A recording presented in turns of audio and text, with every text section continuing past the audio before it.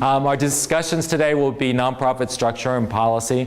There's more scrutiny on nonprofits than ever before. The media expects you to produce results for your mission statement. Your constituents expect you to produce results. The government expects you to produce results. The government, the IRS, took away the tax-exempt status of 275,000 organizations recently, about 2011. So these groups were not filing like they needed to file, they weren't performing, they weren't advancing. So you have that right and responsibility. It's great to have this organization. You don't have to pay any income tax. We're going to give you volunteer immunity for the board of directors, but there's also an expectation that you are advancing this mission statement that some of you so well said this is who we are, and you know your resources too. Talk about board responsibilities, talk about strategic direction, we'll talk about committees if we have time to, and get you out of here on time. My website, everything is free. All you do is have to put in there the topic you're looking for, conflict of interest, role of the secretary, writing minutes, and you'll find a lot of the things that I'm talking about on there. So no pride of authorship, no copyright except for one thing. I gave you a laminated guide today. That is copyrighted. So actually your handouts today are, you've got the laminated board responsibilities. So that's to use for training the board of directors. And if you're making notes, you should be doing board orientation once a year. Board orientation once a year. I want to protect you, protect the board, protect the organization. Did you ever tell your board this? Yes, we did. Show me proof. It's in the minutes that we held a board orientation. I usually call it to refresh and blend. I want to refresh the board on what we're doing, what our resources are, and to blend new board members with those seasoned board members. So board orientation on an annual basis. Martha Stewart told me to laminate board responsibilities so that you wouldn't wad it up and throw it away when you find out what you're really responsible for. But you know that you give this to board members, they're always going to know, yes, that was that guide that you gave me, I remember. Now, I also put a couple other handouts for you that the Chamber made, the strategic planning guide and the committee responsibilities guide. So those are on cardstock, and there really is some merit to, if this is important in our organization, I want it on the board table at all times, or I want to make sure it's in the board manual orientation, and this is what they're getting. So I actually put the strategic plan on the board table at all times. So when the board meets and someone says, I have a good idea, and that happens at every meeting, and we don't have that many resources, you can look down at the strategic plan and say, well, let me see how that fits. Let me see, or it's a good idea, but let's put it in the parking lot. So that's a great idea. Let's put it in the parking lot. We'll consider it when we have new resources or the next year, next fiscal year. You can't do everything. You want to focus on your mission, not get to, you don't want mission creep. That's not a person at the board table. That's a concept. You don't want mission creep where you start doing everything that people come to you and say, oh, you should do this. Could you guys do this? And you're all enthusiastic about it. Let's stick to the mission statement. Some of the examples of what's on the website for free. A toolkit for committee management. 24 pages, so a lot of things I'm giving away are really intense, you know, and policy management. And let me just remind you, policies are the wisdom of the board of directors. So we have a policy on, for example, how much savings we want to keep in the organization. We have a policy on guests attending board meetings. We have a policy on public records. So usually I look for an organization to have maybe 30, 40, or 50 policies. Policies are the wisdom of the board of directors. The board of directors before you, someone raised their hand and said, you know, we've got a little bit of money in the bank, I think we should have an investment policy. And so that became a policy. It was reflected in the minutes, and then we put it into the leadership manual. Here's the policies that we follow. That makes sense, Tony? Am I making sense? Okay. Are you accredited? Are you CCE? I'm a CCE. See, so that means he's certified chamber executive. And you heard me say I'm a certified association executive. So policy manual, if you don't have policies, these are the 25 most common policies for an organization. If you're starting up, it might give you the foundation for it. The IRS, more scrutiny on nonprofits, the IRS specifically asked, do you have 7 of these policies? Record retention, who's responsible for keeping the documents in the organization? The board. Record retention. Do you have a policy on audits to protect the dollars? Do you have a policy? What is your policy on audits? I know you have a budget of $1,022,000, I think it was. What's your policy on audits? Do you know? We do have an audit. Yes, we do Okay. have an audit. So here's a good learning example, if you don't mind being teachable, is that, well, we have one. Well, who said we should have one? I don't know, we've always done it that way. Remember, I like to say that this organization runs like a business. And if something were to happen to you, God forbid, that the board would say, oh yes, we have an annual audit because our policy manual says we're supposed to. Or maybe you say, gosh, that's kind of expensive for us. Why don't we do an audit every 5 years, and in the off years we'll do a review or compilation and save money? Or why don't we do an audit every other year because our CPA suggests that? But by putting it into policy, then it's written, and future board members will understand this is how we run the organization. So that's the benefit of policies, not practices. Oh, we've always done it that way. Well, why did you put more money into the certificate of deposit? Oh, I just thought that I was supposed to. No, we have a policy on how to handle that. I work with the Beef and Cattle Association, and one of the things that's common to them is when the board has a meeting, there's a lot of farmers or cattlemen that want to be in the board meeting, and so they have a lot of guests. Sometimes the guests outnumber the board of directors. And then it got to be a problem like, well, what about executive session? What about confidentiality of what we're talking about? And so we said, let's develop a policy that any guests at the board meetings have to recognize that the board has protocols, confidentiality, might go into executive session. Guests don't have the floor unless called upon or recognized. So we have a policy. So if you're at the chamber board meeting, you say, well, I'm a chamber member, I wanted to sit in on this. You don't think, well, I've got rights, I'm going to vote, I'm going to sit at the board table. No, you signed a policy statement that says we respect that this is the board and we have to follow the same protocol. So policies are your friend. Policies will guide future board members to say that, well, you know, develop these policies from experience, as opposed to practices or precedents. So I want the organization to be run as smoothly as possible. Board evaluation, this was done for a group in Austin. It's okay to evaluate your board of directors. Are we a good board? Did we give you the orientation that we needed? Do you understand the finances? Did we give you enough information on that? Should our CPA come and talk to you about what a Form 990 is or what we should have in savings? Does our insurance agent need to come talk to us about what's D&O? What's general liability? What's a surety bond on the treasurer who might be handling cash? So do you think we're a good board? We gave you the information you needed to be a good board. Evaluate your own board if you want. Nothing wrong with that. When I was in Beirut, a young leader of the Lebanon Manufacturers Association raised his hand and said, you have 1.5 million nonprofits in America. Do the members know how the board performs? And I kind of went, oh yeah, we celebrate, we promote our board. And he says, no, I don't think you understood the question. Do the members really know if you've got board members who don't show up? If you had meetings where you didn't produce results? If you had a year where you told us it was good, but you didn't really produce better equity, better service to your customers?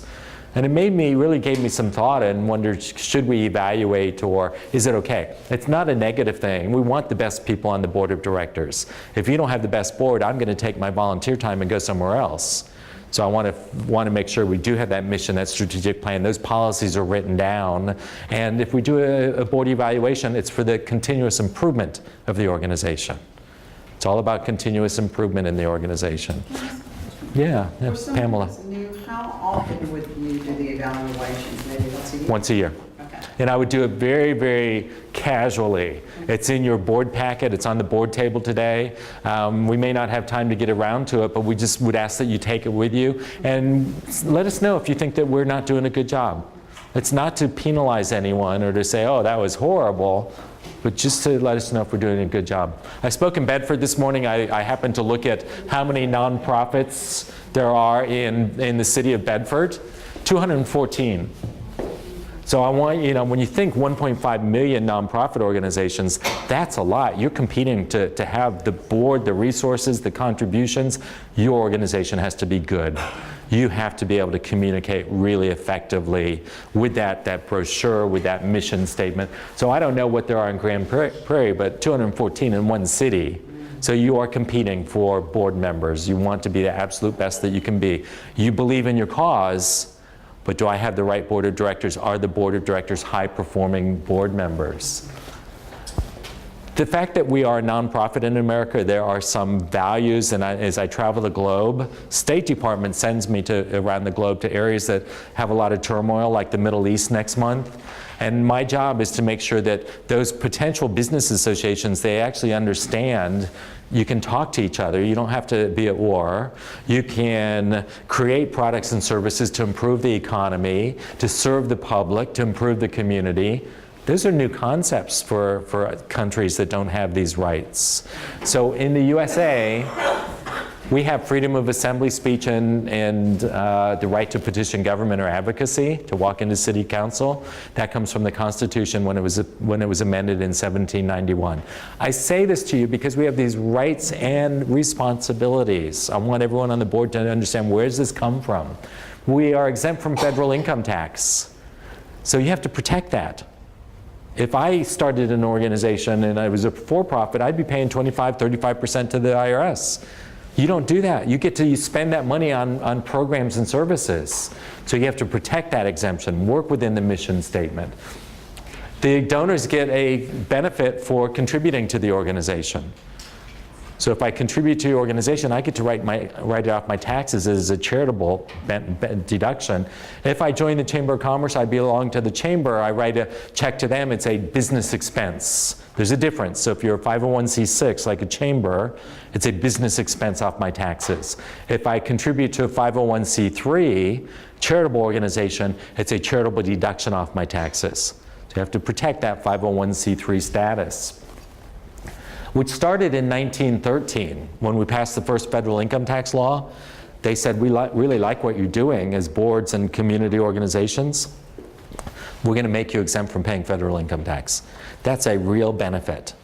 That's a real benefit. This is the example of 275,000 organizations lost their tax exempt status. Talking about this loss, the American Legion got both shut down. Absolutely. As a result, the reason why was they couldn't prove that these guys were veterans. Yeah. They didn't have the record. Yeah. They were poor record keeping. And as a result of that, they lost their 501. Yeah, there's actually, I could actually put into, I could Google exempt revocation.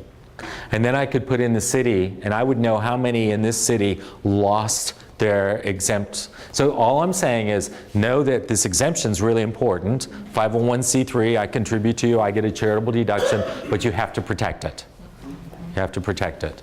Public record laws. In 1997, we passed a law, Congress, that says that there are public records in your organization. And that's because they were looking at some of the nonprofits and said, I'm not sure that they're using the money for the appropriate purpose. So what percentage of your money is used for the recipients for the programs versus you're paying the staff a big salary, and we were in this ivory tower, and Tony, they probably give you a nice stretch limousine to get here, right? Yeah. Two of them, yeah. A black and a white, whatever you want, whatever day it is. So in 1997, the government said that we believe that the public has a right to see your records for the exempt organization. So because you're 501c3, the tax return is called Form 990, the information return. It's a public record. So if I say, Bobby, I'd like to have the tax return for the Assistance League. You already saw that I have it. I have it. It took me less than a minute to find it. It's at guidestar.org. But it's a public record. So everyone on my board of directors needs to know, if you're on the board, there are some public records. It's the tax return for the organization. It's the letter of determination that the IRS said, yes, you are exempt. And it's the application to be exempt. Martha Stewart would say that's probably in a notebook somewhere. And it doesn't matter whether Tony's at his office or not. If someone walks in there and says, hi, I'd like to see the public records, you've got it, you have until close of business today. If it's, let's say you don't have an office and I just asked you, I said, oh, you're on the board, I'd like to have a copy of the Christian Women, and I want to see that you've got 30 days to get it to me. Or you could say, Bob, I want you to know that that's at guidestar.org. Our tax return is there, and you'll find it there, and that's full compliance with the law. But so that's what's public record. The board also needs to know what's not public record. Can I have a copy of your minutes? No, the minutes are not a public record. It's a private corporation. Can I have a copy of financial statement? No. Can I have a copy of your donors? No. Copy of your members? No. So the board needs to know that the public records since 1997 are the last 3 years of the tax return, the letter of determination, and Form 1023 for a foundation, Form 1024 for a trade association. Okay? Financials are not public record. No. Now, if I am the chamber, and the chamber says, oh, we're going to be an arm of government and we're going to run the CVB, and they're giving money, public dollars to the chamber, there may be more public records. So a little bit is you know, gosh, you asked us for some money from the city, we're going to give it to you, and in that agreement might say we have the right to inspect your minutes or something like that. But in general, anyone can see your 990 return, and you have to respond to that. And when I say anyone, I mean anyone. Anyone. So Miss Sprinkles could ask her sister, and you have to respect her. Volunteer immunity also came about in 1997. So if you're serving on a board of directors, you are immune from lawsuit if you're working within the governing documents. Working within the governing documents. So that's a good thing. So I'm not, you know, we've got a client that was hurt. We did something that injured someone, and someone got injured. We made a decision that was libel, defamation. There was some lawsuit that came out of it. If you're working within the government documents, you have volunteer immunity from the state of Texas and from the federal government. So before you ever get on a board of directors, you make sure that you are protected. I see a lot of people who, they go, oh, would you serve on the board? And the first thing you go is, ooh, boy, this is gonna be good. And they said they'd buy me lunch. But there's liability. What if there was copyright infringement? What if someone was hurt? What if there was a slip and fall and you didn't have insurance? So we protect you as a board member in 4 ways. You have volunteer immunity. Federal and state government have given you volunteer immunity as long as you're working within the governing documents. Now, if you put on a fundraiser and you serve a keg of beer and someone goes out and gets hurt, volunteer immunity does not help you there unless that's in your bylaws, and I don't think it is. So the second way we protect you is D&O insurance, directors and officers insurance. And at least 3 of you just said, we got it, we're set, we got it, affirmation. What Martha Stewart would say, or what I would say, is that once a year I make a copy of the front page of the D&O policy and I share it with the board of directors. I just want them to know, look, we're protecting you, we're investing in you. So if the board was sued for any reason at all, it's the D&O policy that would pay for the defense of the board with an attorney. Usually the policy covers you for $1 million, you can buy more if you want. D&O policy, the D&O insurance. The third one, you're incorporated. The organization is incorporated, so I don't go after the individuals on the board, I would go after the corporation if there was an issue. And the fourth way is indemnification. In the bylaws of your organization, towards the back, and a lot of people never read towards the back or don't read them at all, is that the bylaws offers you indemnification. So if there was something that happened in the organization and you said, oh my gosh, I think we better get an attorney to protect me, not the board, but some reason we made a decision, it was defamation or antitrust, and someone's going after me, I said, I better get an attorney. Then indemnification allows me to take my legal bills to the board and say, I'd like to be reimbursed. If it doesn't say that in your bylaws, you don't get that option. So know whether you have, is this correct, Mr. Insurance Agent? No, yeah. Okay, so make sure you know if you have indemnification or not in your bylaws. It does remind me that if you have indemnification, you better have a little more money in savings. Because someone could say, well, you know, I had $100,000 worth of bills, I'd like to be reimbursed. It says right here in the bylaws that you'll reimburse me for, you know, my work a year ago or 2 years ago. So you better have a little more money in savings. So just think about that if you have it. That was 4 ways to protect the board. Volunteer immunity, D&O insurance, you're incorporated. You have indemnification, maybe in the bylaws, maybe not, then you don't have indemnification. I think my 5th way I would protect the board, we have policies. We have policies on investments, we have policies on audits, but policies are your friend. Typical organization, 30, 40, 50 policies. Okay? Are you out of paper yet? In 1896, the government said if you serve on a board of directors, I said 1896, that you may not gain personally. That I'm not on the board for me, not for my company, but to advance the mission of the organization. That makes sense. So these are the policies that we have in America that other countries don't have, and so they don't really have this network of millions of nonprofits, or even, you know, when I go to Lebanon, there may be 40 nonprofits in the country. We have 1.5 million nonprofits. So it is the greatness of our country that people come together like yourselves. They say, I'll serve on the board and I want to improve our community, and we don't wait for the government. This is what your tax return looks like. This is the tax return for a Tallahassee organization. See, it says open to the open to the public. The year founded. It tells me whether you're a 501c6 or a 501c3 organization. You need to know that. If someone's asking, I want a copy of this, you know, oh yeah, we're 501c3. If you ask me for money, I'm going to say, are you a C3 organization? Because I want to know, can I take it off my taxes? So I want this basic knowledge for everyone on the board. Here's my mission statement. And they moved it. It was on a couple of pages back. They moved it to the very front top of the strategic plan. And then how many do you have on your board of directors? This group has 48. Let me stop here. The average size board in the US is 15. Yeah. Now, sometimes you have more because they bring money or influence to the organization, but it's easier to have a board meeting with 15 than it is with 48. Now, the government then says, how many of these 48 are independent? And it says 47. So what that tells me is that they've got their executive director also on the board, but they would have a conflict of interest. So we've got 48 people on the board, 47 of them are independent.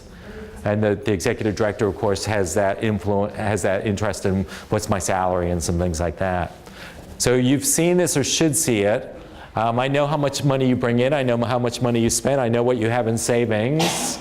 I worked with an organization, Chicago Veterinary Medical Association, last week, and they said, we want the public to start giving our money to our foundation. Why? Because we help, instead of putting pets down because the family can't afford it, we help doctors, you know, do free service. We pay for the free service so that the pets can continue to live with that family.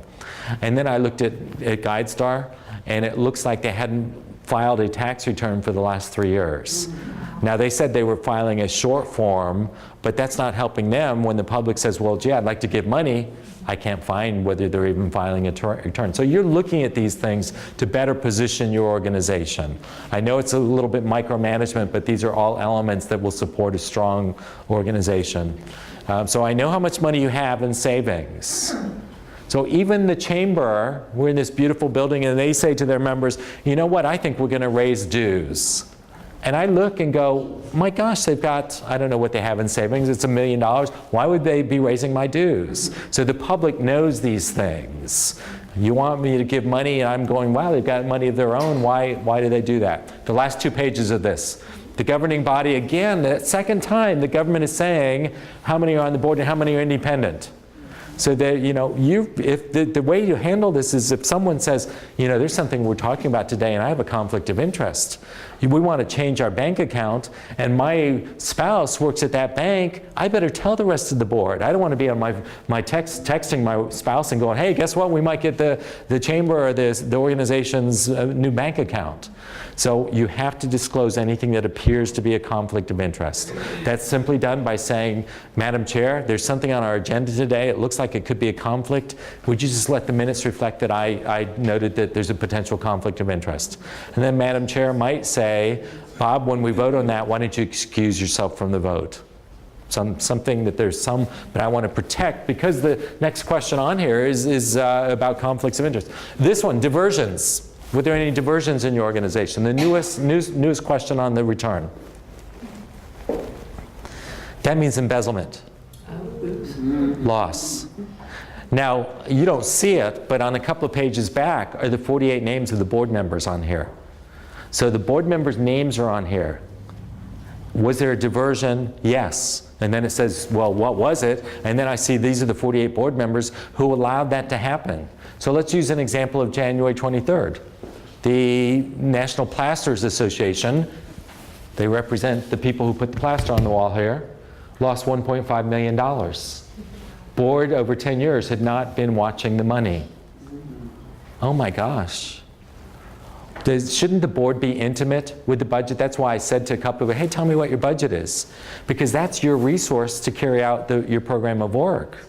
So we have to know what our budget is. So I usually mix, this is a tip, I usually mix, here's our annual income, here's what we have in savings, let's add those together, and that's what we're working with. So if you say we have $200,000 of annual program and we have $50,000 in savings, I'm going to look at the board and say, you're overseeing a $250,000 organization. But you know what board members do very, very quickly? You give them the financial statement and they look at a line item and they go, what's this $75 line item? It says flowers. And you have to explain it was for memorial service. And then a board member says, well, do we give larger bouquets for memorial services for deceased board members? Or how do we do that? And then I will talk to the board and I say, wow, you really had a robust discussion about the budget. What size budget did you just talk about? I don't know. Yeah, $75. I don't know. That's crazy. The board is responsible for the big picture, for the mission, for what are the resources that we're protecting and using. So they were a $250,000 organization. They spent 30 minutes on $75. The pastor's organization that had embezzlement going on, did they have an annual audit? I'm not sure if they had an annual audit. What happened is the executive director was faking the financial statements and the bank statements. So the real question is, and I've already said, do you have a policy on audits? Because the IRS asks you that. And you don't have to have an audit every year, but you at least have to say, I know we have a policy, and maybe every 4 years, every 3 years, every 2 years. And maybe we have a good relationship with a bookkeeper or CPA that we know that the financial statements are not coming back just from the staff, but from an outsider who says, yes, I looked at the books. And so maybe you have a really small staff, and you want to separate the staff opens up the mail, deposits checks, but there's a third-party bookkeeper that's keeping an eye on the money. So some separation of duties there. The board should be intimate. They should be very curious about the budget.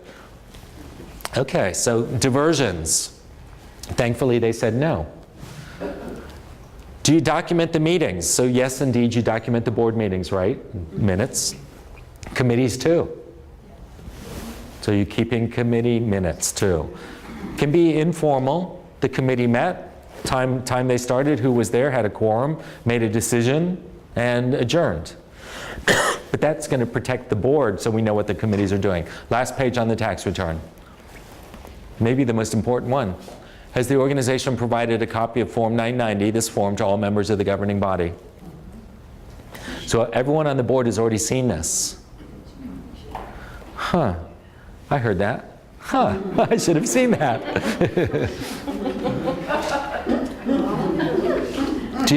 Does the organization have a policy? Remember, policies are written down. Policy on conflicts of interest. And how do you regularly disclose conflicts of interest? Annually, and then regularly and consistently. So I think that means more than annually. So here's what I might do. If I got an organization, and I know this might be important as we grow, I want to have a best practice. The chairman of the meeting starts the meeting, and by saying, as we call the meeting to order today, I just want to ask, does anyone have a conflict of interest with anything on the agenda today? Now I put it right into the minutes. We've asked, are there conflicts? Seeing no conflicts, the meeting proceeded. That make sense? Whistleblower, so if you have staff, they need to go to the board of directors, written retention schedule, document retention, and determining the compensation of staff if you had staff. That came about because the Attorney General of New York, Eliot Spitzer, went to the New York Stock Exchange that used to be a nonprofit organization and said to the board of directors, do you know what you're paying your staff? And the board missed that line item. It was $187 million a year for the executive director. Yeah, I need to work there. Excuse me. So that's the return. When people say, will you serve on the board of directors? And people always say, whoa, man, I can serve on this is nice, I like that. So I said, make sure you've got the insurance protection if you're going to be asked to serve on the board. But then ask what's required. Is it 12 meetings a year, or is it 4 meetings a year? Are the meetings all day? Are they Sunday afternoon? I know one group that met every month, Sunday afternoon. The meeting would start at 3 and it'd go till 5 or 6 or 7 in the evening. I would call that painful. Do I have to serve on a committee? Am I a liaison to committee? Do I have to raise money for the foundation? Do I have to go out and sign up members? Do I have to go testify before City Hall? Do I have to write articles for the newsletter? What's expected of me to serve on the board of directors? So we protect the board with, incorporate the organization incorporated indemnification in the bylaws and volunteer immunity, and then I added policies to that. The governing documents that you have to give to the board members to do a good job. So remember I said if you have volunteer immunity, it's because you're working within the governing documents. So Bob, welcome to the board. Here's your board packet. So I'm going to staple something together to say, here's our mission statement. Let's make that 36-point right on the front of the packet. And then right behind that, we're incorporated. Here's the Articles of Incorporation. And then right behind that, the bylaws. So the Articles is the relationship to state government. State government enforces the Articles of Incorporation. The bylaws is the relationship to the constituents, the stakeholders. So the board may be told, may be said to the membership that we're going to have an annual audit. They can't ignore those things. So they have to read the bylaws, they have to read the articles, and then policies, 20, 30, 40, 50 policies in the policy manual. And then you have a strategic plan. Tony, do you have a strategic plan? Absolutely. Okay. Beth? For Lynn? Beth? Lynn? I'm going to just stick with that. Beth, no. Lynn, do you have a strategic plan? You've got 4 goals, four pillars of the organization. So that's one way. When I work with a strategic plan, I go, what's in your plan? What are your 4, 5, or 6 goals? Or 3, or 2? Or maybe I call them pillars of your organization. What are the pillars of your organization? Or what are the core competencies of your organization? Where do I want the board focused? What are the goals? So you've got a strategic plan. It's usually 3 years. So at this point, we're looking at what will your organization look like in 2020? How much money will we have? Who's going to be on the board? Do we have staff? Are we growing? Do we need to merge? Do we need whatever you need to do in your strategic plan? And then the annual budget. So you'll see the strategic plan is 3 years. The budget is 1 year. So the strategic plan drives the budget. The board will sit down and say, you know, we need to have a new office building. We need to have new staff. We need to raise $1 million in endowment. So we'll decide that, and then we'll adjust the budget from that. Tony, anything you want to say? No? Beth, Lynn? Lynn, Beth? Lynn, anything? Okay. Here, can we rate the board of directors? You could. You know now that there's expectations. You're going to be expected to attend meetings, maybe serve on a committee, maybe give to the foundation. So I call this a board recognition card. We have to track, are they there? The bylaws probably say if you miss 2 meetings, you're off the board. So we've got to track that information. So this is a list of the board members and the meetings that they're expected to attend. And then the additional things, did you give to the foundation? Did you go down to City Hall when we were going to have a rally down at City Hall? Did you participate in the trade show of community services? Whatever we expect you to do. Nothing wrong with this. If you don't get the best board members, the other organizations in your community will. So I want to make it clear this is what you're responsible for. That makes sense, Pastor? Here's another one, another example, and I'm going to leave the slides with you, so somehow we'll get that, Lynn, to everyone. Here's what the board is expected to do during the year. So let's be honest. You want to serve on the board? Oh yeah, we are going to expect you to lead, to contribute, to write an article, and then the names across the top, and let's check that. My mistake is I used to call it a board report card. They didn't like that. So now I call it a board recognition card. We recognize we were, but we do have to keep track and make sure we've got board members doing what they said they would do. This is a way to end the board meeting and rate the board meeting, or rate the committee meeting. So every committee, every board has got an agenda. What if you just put a line that numbered 1 to 10 at the very bottom of the page? And you said to everyone, hey, before you leave, we're ready to adjourn. Would you just circle on the bottom of your agenda how you would rank this meeting? Was it good? If you rate it below 7, take a minute and write down why it didn't get a 7, an 8, or 9, or 10. And you might have someone say, you know, I think we had a meeting, but we didn't need to meet. I think that we're meeting here, but it's too loud and too noisy. I think that we had committees that should have given their reports in advance. So there's going to be ways to continuously improve your board if you would just 1 to 10, how did we do this time? Does that make sense? Yes. Yes. Just little ways to continually and let the community know we are always being better. We are looking to be the best we can. I see the one about behavior of persons. How do you control that?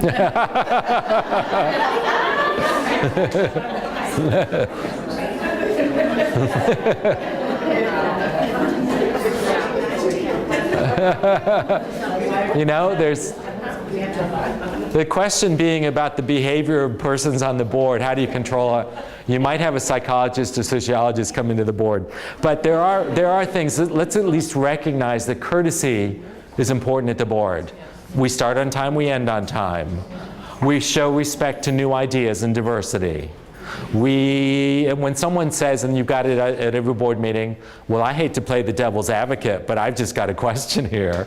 Well, then don't play the devil's advocate. Have the chair approach that and say, you know, that's nice once or twice, but we don't want to hear it at every single meeting. That doesn't advance our cause. Or the board member who says, I just have a question. And mark my words, you recognize it from now on. When someone says, I just have a question, it will take it down a rabbit hole. And two other people will say, oh, I know the answer to that. And you, as the chair, have lost control of the meeting. So I just have a question. Really, let's be back to behavior. I just have a question. That's fine once. But from now on, let me suggest that you prepare for the meeting. Or you missed the last 2 meetings. Maybe you need to catch up. But you don't do it on our time. You don't walk into the meeting late and say, oh, I'm sorry I'm late. Could you just catch me up? Our job is to advance that mission and serve the constituents. And bad behavior at the board table is poor. So there is an article I did on courtesy at the board table. Even to the point, and I see it all the time, and we're going to do it today, when you get up and you leave the board table and you leave all the dirty wrappers and glasses for the staff to put away. What is wrong with a board member saying, hey, I messed it up, let me throw it away, because we got staff there. They're out there fulfilling the responsibilities of the cause. So there are courtesies at the board table. I'm almost hearing the amens. Failure is not an option. This is a theme that I use very often with chairs. And I met with a chair the other day, and she said, you know, I really like that, Bob, but I'm going to change it. Failure is not an option, but it is probable. But that's how I want to start my year.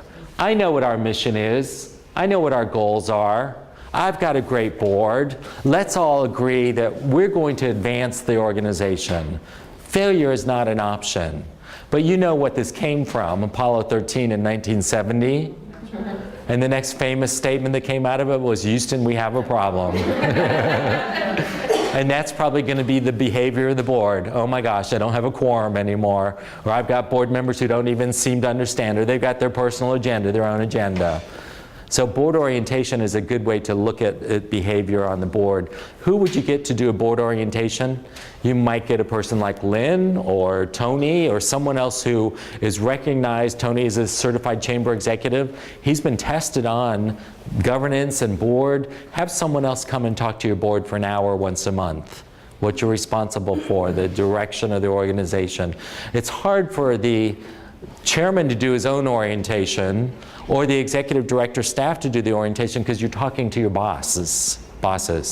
So it's good to have a colleague from another nonprofit organization do the orientation. Does that make sense, Mr. Chairman? Yeah? Okay. Your handouts, you've got these. I've also got it in Arabic if you need it in Arabic. Board responsibilities, laminated so you don't throw it away. Cardstock on strategic planning. 40% of the strategic plans I see go bad. Wrong people, too long, looks like a to-do list. We end the meeting and it goes into a file, right-hand file drawer, never look at it again. Strategic plans are really cool. This is a strategic plan for statewide organization. This is it. The board's not writing a long document or here's what we need to do. The board is identifying these are our core competencies. These are the strategies to achieve it. I'd probably put the names of the board members on the back so that we've got a signature quality document. Here's what the board of directors is doing to advance our mission and serve our community. That's it. So we'll pass these around, if you would. A couple of different ones here. Take a picture if you want, and I'll leave these with Lynn also, so if you want a copy of them too. So strategic planning, committee responsibilities, let's talk about board roles before we take a break. Are we doing okay? Okay. Are you running out of paper or you're okay? And you know, okay, just making sure. The IRS has defined the difference between the board and the staff. The most commonality of the 1.5 million nonprofits, they all have a board of directors. Again, the greatness of our country. You step forward and say, I want to make sure our community, our people are taken care of. Thank you very much.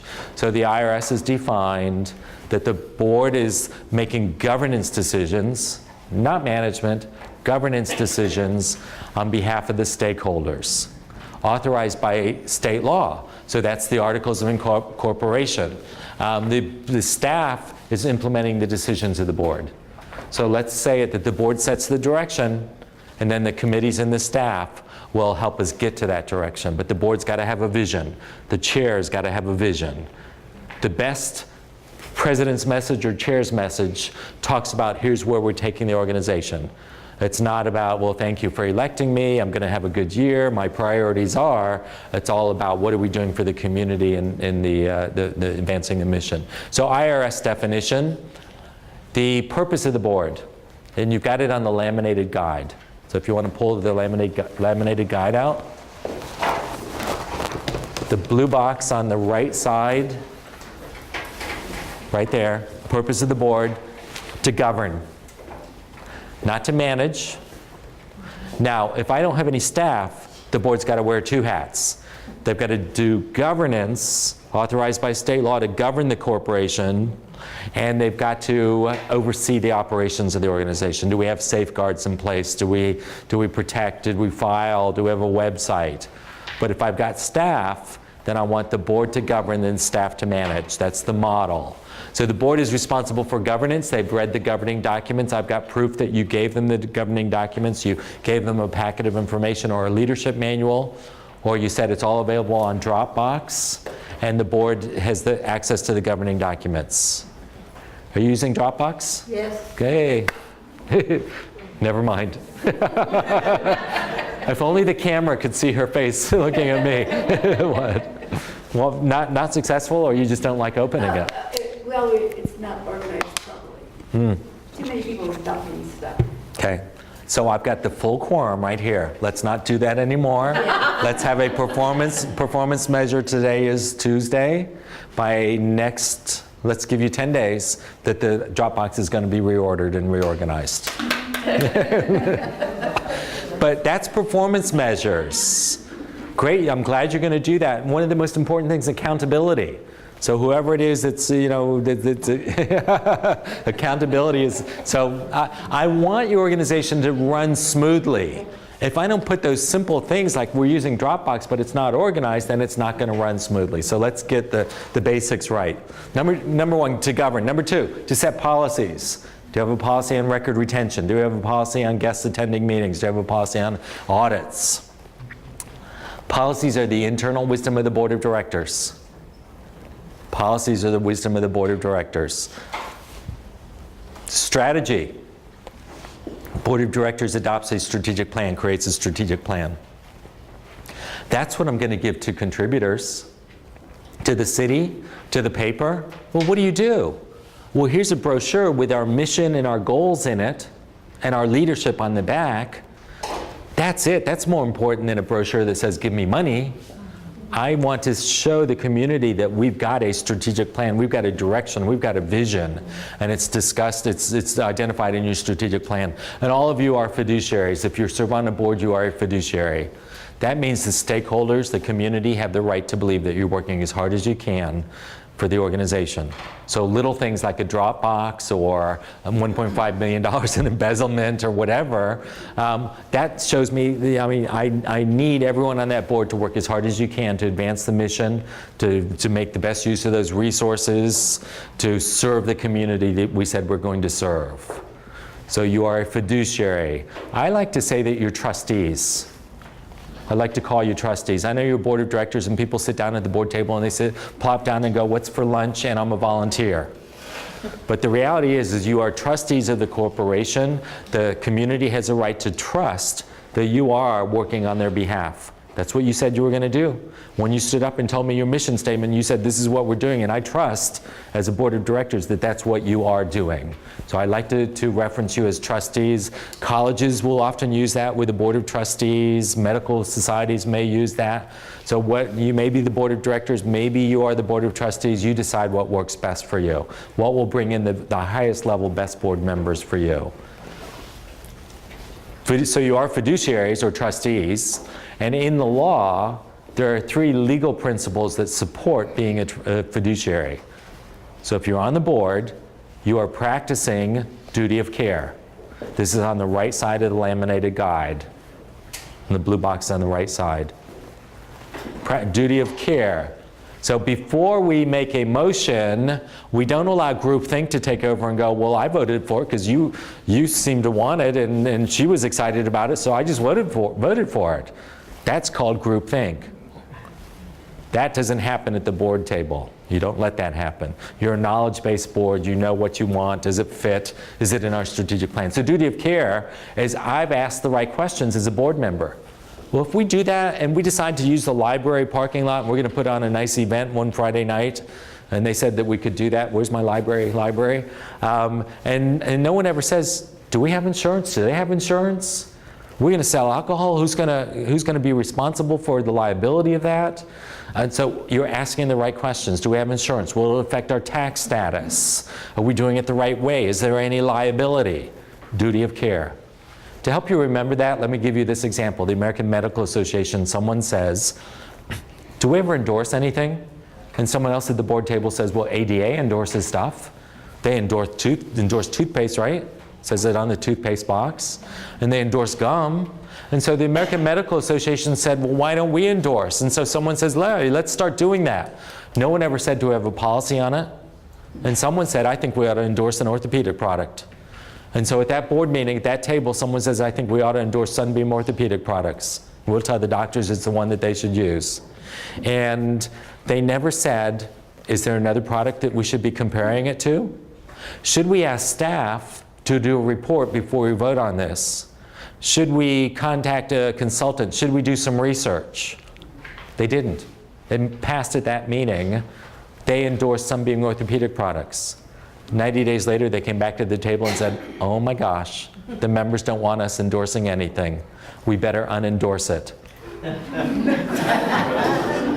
$40 million later, they were sued for $40 million. They settled for $9.9 million. They didn't do duty of care. Duty of care would say, hey, let's send it to committee. Let's check this out. Let's do our homework. So the board, you're fiduciaries, and you have a responsibility to do duty of care. Duty of loyalty. Not about me, it's about the organization. I'm loyal to the organization. Even though it's, I may come from an area and go, well, I really want you to spend funds here. No, I'm there to advance the organization and make sure that the organization is carrying it out. I may come from a chapter, I may come from my business, I may come from a Pamela broker and say, oh, well, I want, more access for my brokers or my. No, it's about the organization itself. So it's a duty of loyalty to the organization. And duty of obedience. Obedient to what?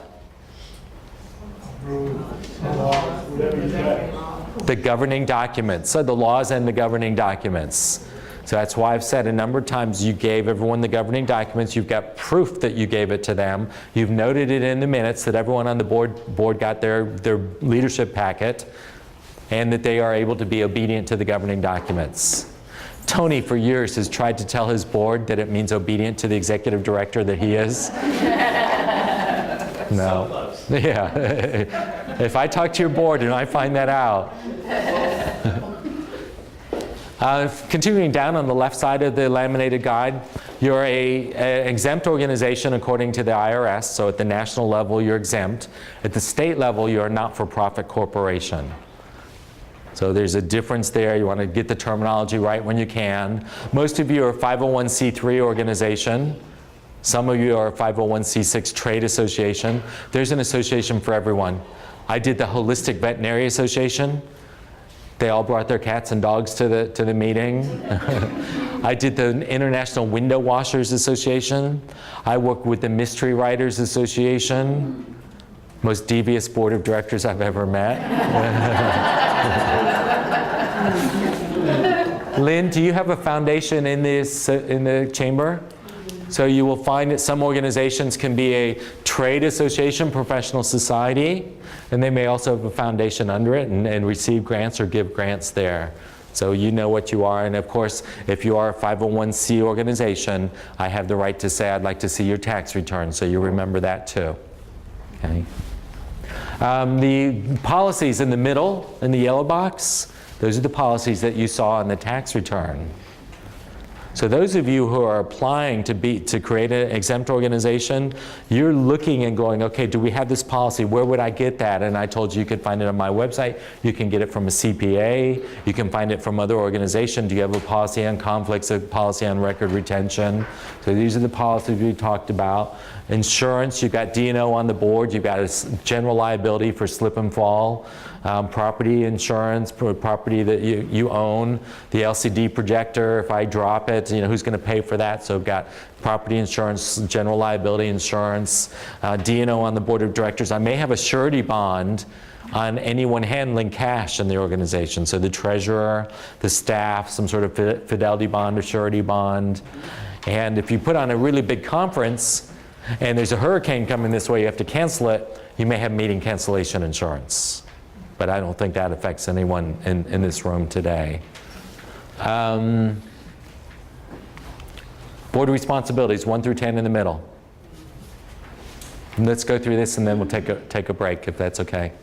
So number 1, to know the mission statement. To know the mission statement. Let me just see if I have this. I feel like I'm on The Price is Right.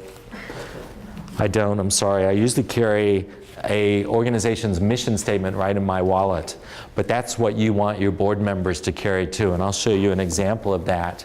So you know the mission statement. We met, well, this is the Texas Association of School Business Officials. Great organization, 99% market share. This is their mission statement. Here's their goals, here's their values, and here's how to reach the organization. So if every board member, and the local printer is probably going to be $40 for 1,000 cards. You want to give those to prospective donors. You want to give them to all the board members, the committee members. When someone says, well, what do you do? Well, here's our mission, here's our goals. So now you're starting to see how the board's responsible, set the direction. Let's give them a card, a tool for messaging, and they're out there, everyone's focused on the same mission, the same goals.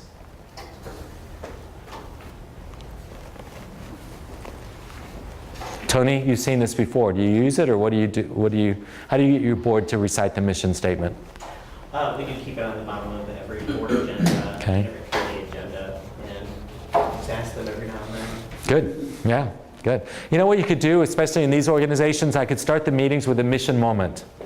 You know, before we get into the business of the organization and governance, let's just share how our organization has helped the community. There was a family that we helped, or there was, that's a mission moment. How did you use it? What have we done? Just a reminder to uplift and, well, you know, we're really doing our thing. Now let's get into governance. So Tony says that you could put the mission statement at the bottom of the board agenda, the bottom of every committee agenda. I could put it on a business card for board members. I could put it on the wall if I've got a conference room wall. It's on the website. Now, if I look at your website tomorrow and go, oh my gosh, they don't even have their mission statement on there, there's an issue. So I'd like to be able to look on your website and say, click here for our mission, click here for our strategic plan. So you may have a mission, vision, and values. Mission is who we are, who we serve, what we offer. That's what goes on Form 990. Tell us the purpose of your organization. You may have a vision. We want to do away with child abuse in our community. We want to be the #1 resource for business in our community. So it's visionary. This is where we're going to take. We're going to be the umbrella for all nonprofits in our community. Tony, do you have a vision? Yes. Do you know it, or close? You're going to ask me that. Let's see. We envision a global society where equal rights, equal something, and yes, equal values are available to all people. Okay. So that's the vision. The mission you told us at the start was to represent the interest of persons with? Our mission is to achieve equality through economic development and advocacy. Oh, cool. So you represent business. Okay, super. So values. Tony, you have values? One or two. So what I have 6 values, but I kind of Oh, I'm excited. You got 6. What are they? yeah. Okay. But I know there's 6 of them. Okay. Let me guess what they are. One of them may be transparency. We value transparency in our organization. There's no secrets. We don't have committees doing their own thing. That's what we value with government, so we should value that in our organization. Another one may be diversity, inclusivity. We appreciate new ideas, new people, all business models, acceptance of diversity, and all the terms that it means, definition. Integrity. What we do at the board table, we do with integrity, with excellence. Accountability. Our board is accountable. We make a commitment, we're going to do it. Our committees we're going to follow through. Accountability. We're member driven. What about community service? We're here for the community, community enhancement. Member driven. I think that's 5. Am I missing a value? So that's the way I look at it, is I've got a mission, a vision, and values. What you have to have by law is a mission. But you may have a vision because it helps see the future, and you may have values because it frames for the board, how do you make your decisions? Did we use integrity? Are we being transparent? Are we being innovative? I think that was one I didn't say, innovation, accountable innovation. So you see, this is the Grace mission that I did their strategic plan. Mission, steward of God's blessings and resources in our community. The vision, we will excel in promoting and providing emotional, spiritual, physical, and financial assistance. So one's visionary, one is who we are, what we do. The IRS has looked at the one on the left and said, we agree, we're going to allow you to be an exempt organization. The one on the right is optional, but if it helps you separate your organization to further define in the community who you are, then it's good to have a vision. If you had a board that says, you know what, I really want to keep it short, let's just have a mission and make sure it's a little bit visionary, that's okay too. Really up to your governing body, what they're comfortable with. You'll have people on your board that come from a business and they say, oh, we've got a mission and vision and values we think our organization should have too. You said something about it should be tweetable, but it's obviously not. Yeah, they're not. So, are you recommending that we have one similar that pare that down? I do, and it's really interesting as you do this. If I work with the board and I put it on the flip chart, and almost everyone, when I say, should we look at this, and you do this once a year, every 3 years, or every 3 years, and they'll look at it and go, yeah, it looks good, yeah, everyone's nodding their heads, and then someone goes, I just have a question. They nod their head and go, do you think that we should change the word fortunate for assistance, or should they be backwards, and so here's the way I handled it, and I want you to do it the same way. Okay, if we're going to look at it, do you think we could wrap this up in 30 minutes? It could take hours or days. Now, if I challenge your board to say, do you think that we could look at our mission statement, and if you want to get it a little bit shorter or something, let's get it 80% right at the meeting today. That's fine. That's a good practice. And let's do it in 30 minutes. Almost every time I say that, the board comes back and says, guess what? We did it in 12 minutes. So that's good. But you have to challenge it that way. You have to frame it that way. I like the organization that puts their mission, vision, and values on a pop-up banner. They're not expensive. You probably can find a sponsor for $250. Here's our vision, here's who we are, here's our goals, but I like that to be next to the registration desk or in the room or at the event. They're not expensive. They look professional. Like to have the mission, vision, and goals on there.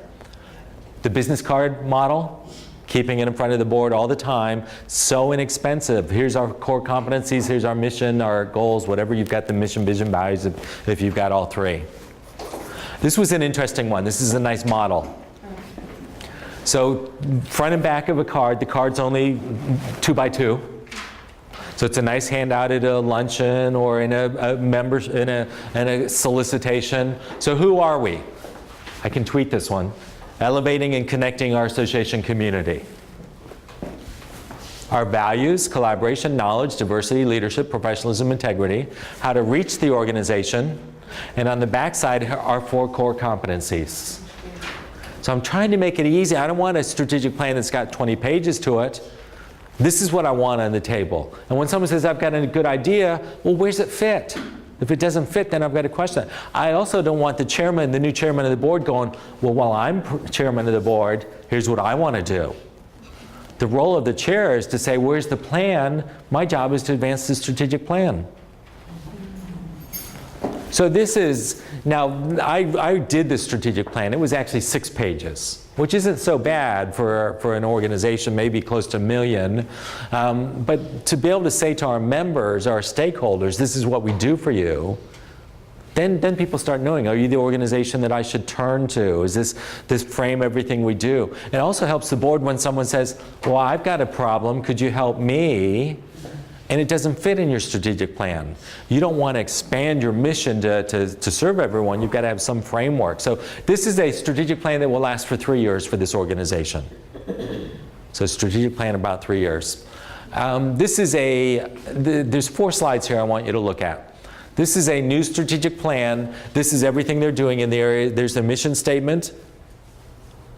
Almost tweetable. I think it might have 8 characters too many. Advocacy, professional development, membership, public awareness, and association strength, how to reach it. So that's all on one side of a 8.5 by 11. So I know what you do for me. You framed it for me. I know at the board table that's what we're supposed to be talking about. The second step, this was important. They did their strategic plan. Then they said, this is what we're going to do the first year. And so they've aligned their committees and their performance measures for the very first year. So now we've done the plan. We don't just put it in a file. We tell the members about it, and we've got, these are the steps we're going to do the first year. So I've got performance measures, I've got accountability, and we'll be able to end the year by saying we had a good year. Next slide, 3rd slide of this process.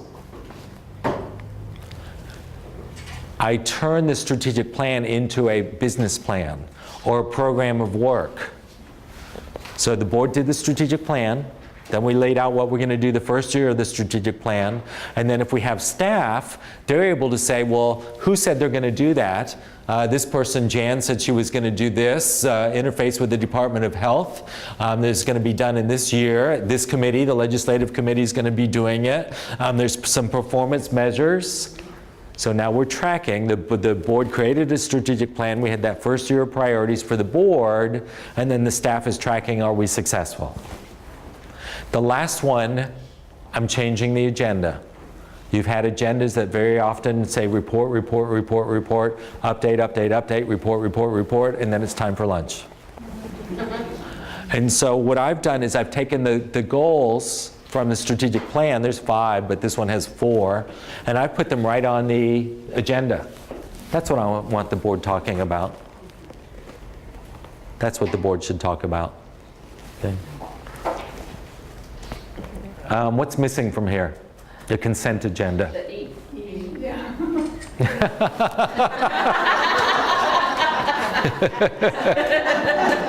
free. Hey, understand it. You're in there. I need to give you a gift or something for Don't be shy about pointing that out. I thought it was a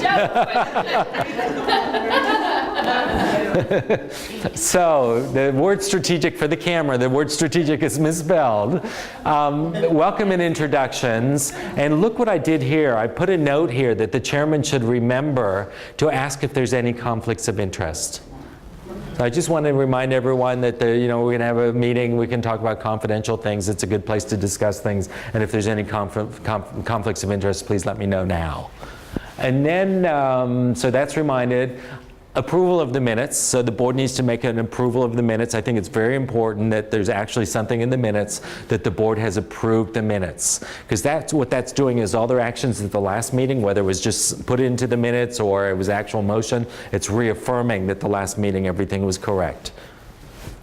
And then the financial statement. What kind of motion do I look for on the financial statement? An acceptance of the financial statement. I make a motion to accept the financial statement. So you heard me say that the minutes are approved. This financial statement is accepted because the board doesn't really have the backup, the receipts, you can't answer all those questions. So I'd like to make a motion and let the minutes reflect we accepted the financial statement as presented or with questions. So acceptance is the right word there. And then what's missing is what I meant to say is right there. It should say consent agenda. Lynn, do you use a consent agenda? We've talked about it, but we haven't done it. So there's a lot of reports at the board table. And if I don't get rid of all those reports, and a lot of people go, well, Bob's on this committee, so we want to give him time to talk to the board. But it may not even have an action, it may not be a good report. So why don't we say all reports have to be posted to Dropbox 10 days before the meeting. And then before the meeting, this group has already read those reports. They had an opportunity to read them. Now let's get to the more important business of the organization. So it's called a consent agenda. You can find it, you look it up on the internet. Who uses a consent agenda? Tony? Tell me, does it work for you? Oh, absolutely. We put our minutes in the consent agenda, our new member report. We also have a scholarship organization, so we put the minutes of the last scholarship organization meeting and their financial reports. Okay. So we don't... Our board members, I believe that. We're really considering behavior in your organization. Yeah. And that's more than one organization that I am, that's the problem. Yes, so let's go back to that. The question is, do your members actually read it? And that's a fair question. You're a trustee of a corporation. You're liable for what the corporation does. Should I read before I get to the table? Yes. And I can tell when a board member runs into a meeting and they're a couple of minutes late and they set down the agenda and go, oh, I guess I should have read this in advance because my name's next to it, or I should have read those reports. And so the behavior on that one is the chair needs to call that person out and go, we've got some important stuff coming up. Let's just make sure you know that that's all been posted 10 days in advance. We really encourage you to read it and to ask questions before the meeting, not at the meeting. Not at the meeting, but ask questions in advance. And let's make this very clear. The time to prepare for the next board meeting is when you get the agenda. Not at the table, Well, I just have a question about the financial statement. Oh, you know, there's a report, I got another. Those questions could have been asked in advance if you, and so now I get to focus on, here's our goals. That's the whole point of this. So I want to continue on the laminated guide. What are the 1 through 10 in the middle? What do the board members need to know? I also want to answer your questions. I want to talk to you about an organization without staff. So the dual roles of a board without staff. So let's do that right now. If I've got a board and I have no staff at all, then my board is wearing 2 hats. One is governance according to the state law and the authority and the governing documents, but then they take off the governance hat and they're responsible for filing a tax return or putting labels on the envelopes or designing a brochure. So there is a difference between governance. The board that has no staff, they've got to take both roles. That's why I said, gee, could you delegate the Dropbox update to your staff? And go, no, no, no. We have to do it. One of us at the table has to do it. But you still have to set performance measures even as a volunteer. Got to make sure that we're advancing, that the volunteers are, so there's a performance measure. We're going to have that online. We're going to finish it by this date. Can you fire a volunteer? Yeah. Whoa. Whoa. I'm the one that should said amen then. Yes, sir. In fact, I volunteered and I got fired. Why'd you get fired? Why'd you get fired? Because I kept cutting. It happened to be my wife. My wife fired me. But anyway, she took me out of the classroom and she put me up in the administration committee. Okay. Because I was complaining to her. So you're my model of bad behavior.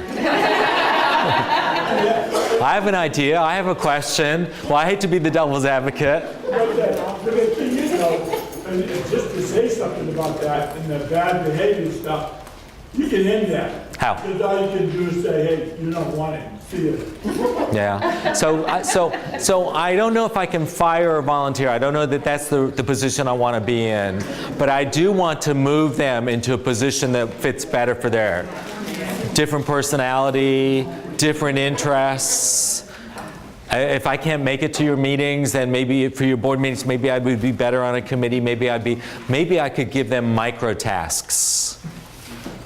We need you to do a 2-hour project for us. It would really be a big help, or a weekend project, or so a task force, some short term, so micro tasks or task forces. Tony, can you tell me how you fire a volunteer?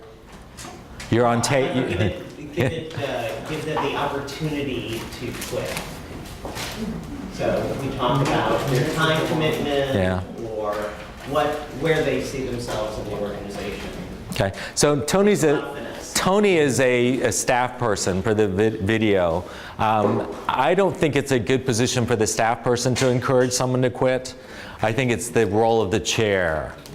We haven't seen you. You don't seem to be but I want to always have a volunteer between me and that mad member, that mad board member. So it's really the role of the officers. Any other thoughts on that? Okay, good. Okay, we're okay? Thank you. So partner with the staff if you have staff, partner with the administrator, but you are responsible for making sure that the oversight of getting things done. This is what it's like if you are on a board. This is the executive director on the left side. This is the...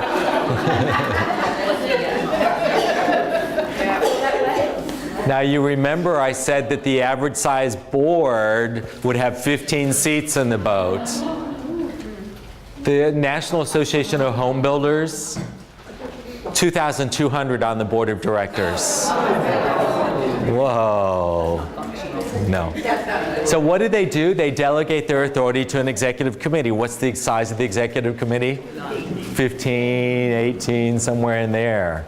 So the IRS says what size board should you have, and then it goes on in the document to say it should be a size that allows for meaningful conversation. I think meaningful conversation is 9, 13, 15, 17. If you ask me to work with your board and there's more than 20, you have to allow an extra hour, an extra 2 hours to work the board because people want to be heard or they start having distractions. But what happens after a few hours is they lose interest. They can't sit that long. And I always say when you're working with me, if we're going to have lunch, don't ever serve them lasagna because they will just take a nap right after. So what you serve for lunch has an impact. You want high energy breakfast. I also find that if I give a board breakfast, if it's got protein in it, caffeine and protein, but protein too, they're a much better board. I see boards that sit without protein and they're not nearly as wise as I'd like them to be. I commissioned this one. When you become chair of the board, you don't get any special powers, the queen, Madam Queen. You get the gavel, but you have one vote just like everyone else, but your job is to chair that meeting, to make sure everyone is engaged, to make sure that we're advancing, we're moving forward. Not about you. No chairman comes in and says, oh, this is what I want to do this year. Or I sat in front of The Voice or Big Brother last night and I've made this list for the staff to do. That's not it. It's advancing the strategic plan that exists, advancing the mission. This is my graphic to help boards stay at the 50,000 foot perspective. So I say that committees are 25,000 foot, staff is at 10,000 foot, implementing the decisions of the board. 50,000 foot, that's where I want my board. I love the board member who says, I can think at 60,000 foot. I've got great ideas. I'm going to be accountable. I've got a vision for 2020. That's a great board member. But boards very quickly take a dive if you can't keep them up there, if you don't help them stay up there. They're down to doing committee work at the board table, or they're checking you out and going, well, I think we need a different stapler in the office. Or I don't like the... It's true. Number 3. In the laminated guide, number 3 is the board is responsible for monitoring performance. So we've talked about performance measures, deadlines. Why are we talking about it if we can't measure performance? So let's always put some sort of metrics with everything we talk about at the board table. So you're measuring the staff, are they performing? You're evaluating the board of directors itself. It's hardly fair to say, well, my board's going to evaluate the executive director and not evaluate yourselves, are we doing a good job? You're measuring the budget. What did I say? You should be intimate with the budget. You know we have $50,000 in savings. You know that we have $200,000 in the annual income. Someone says, tell me about your organization. You're immediately able to think about the resources and some quantified performance measures. You should have an elevator speech. We were founded in 1954. Our mission is this. We have helped this many people. You know, if you need to agree on an elevator speech, people will come in and do it for you, but agree on I mean, you can hire someone to do that, but decide what your elevator speech is, the 2 or 3 sentences that you want every board member to be able to communicate. This is who we are. So it's your mission, your goals, the amount of services we've offered. This is a board that they said to the staff, we'd like you to measure these areas and report at every meeting. So now when you've got consistent performance measures, you're able to identify gaps, strengths, trends. So instead of all those reports I laughed about, I said, oh, you've got report after report after report. And I don't need the reports. If the board will just say, this is what's important to us, then I'll be able to track helped more people, helped fewer people, got more money, used up our savings, had more likes on the Facebook. So this is a really simple format as a template. This one is a little more, it required some software for it. But the board said to the staff, we don't want those reports. We want you to report on membership, finances, engagement, and I think it's satisfaction, and give it to us as a graph. So when we meet, that's what we want to see. I don't need to listen to reports or read those reports. Does that make sense? So think, what is it? Talk to your board when you get back. What is it that we could measure? Services, income,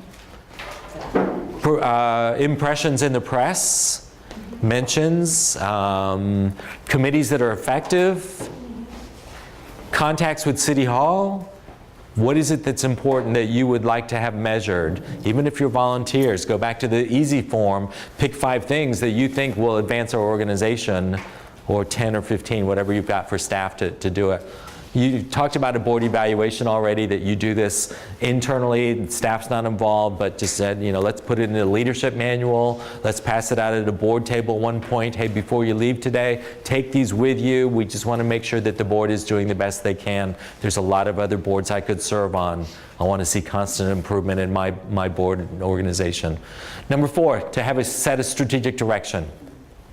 Who's got a great strategic plan in here?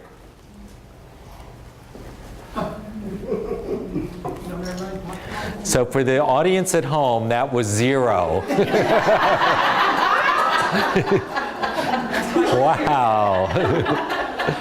So you saw a slide earlier that says the 5th most important document in the organization is the strategic plan.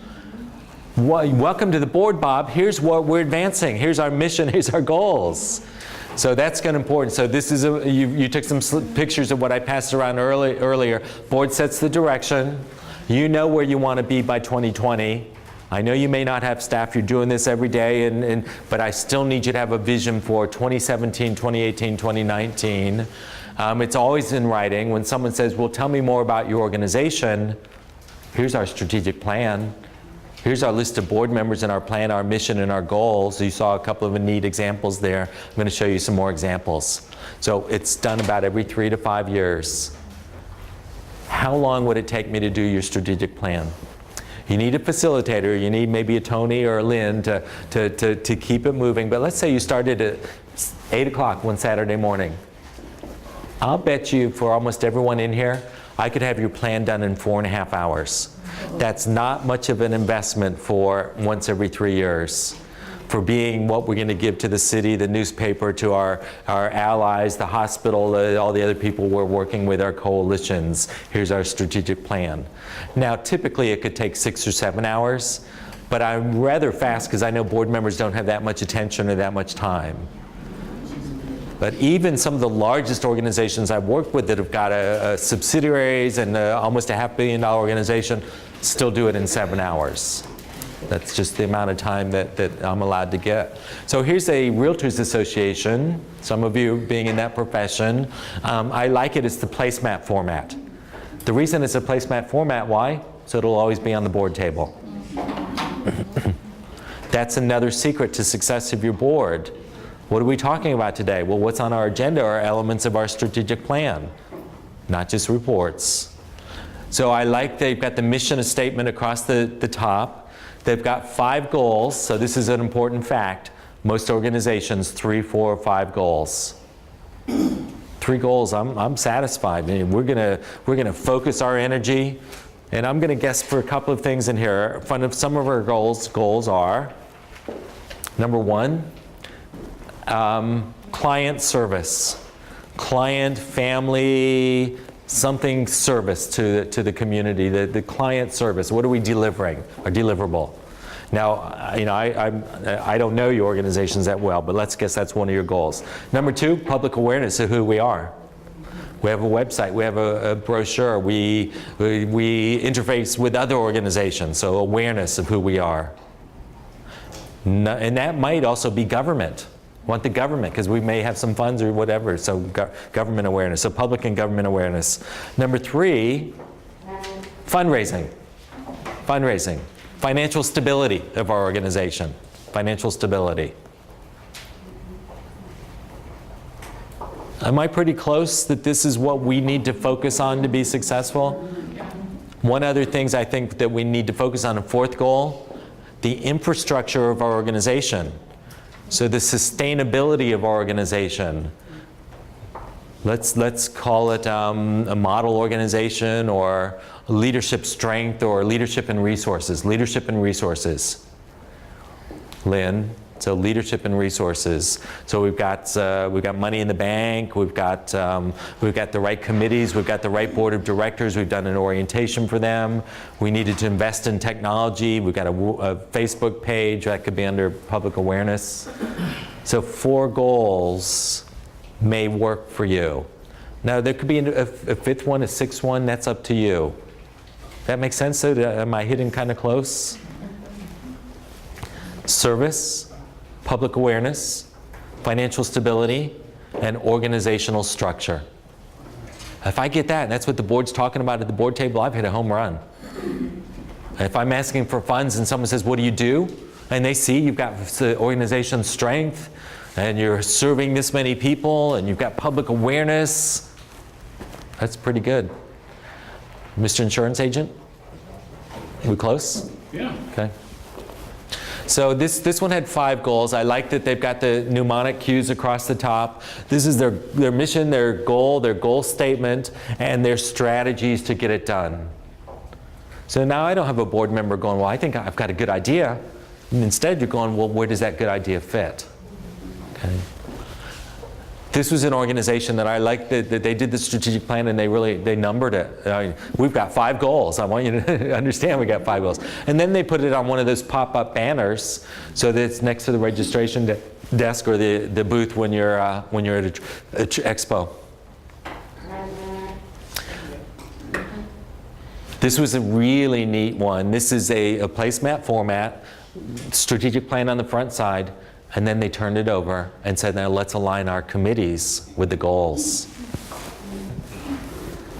So I don't want to have strategic goals without having committees of volunteer workforce.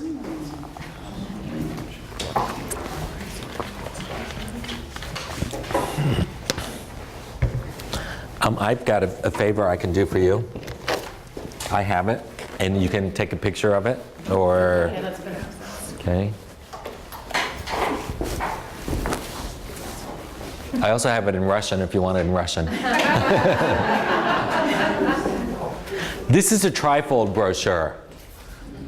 I know their member interest is good because their membership keeps growing.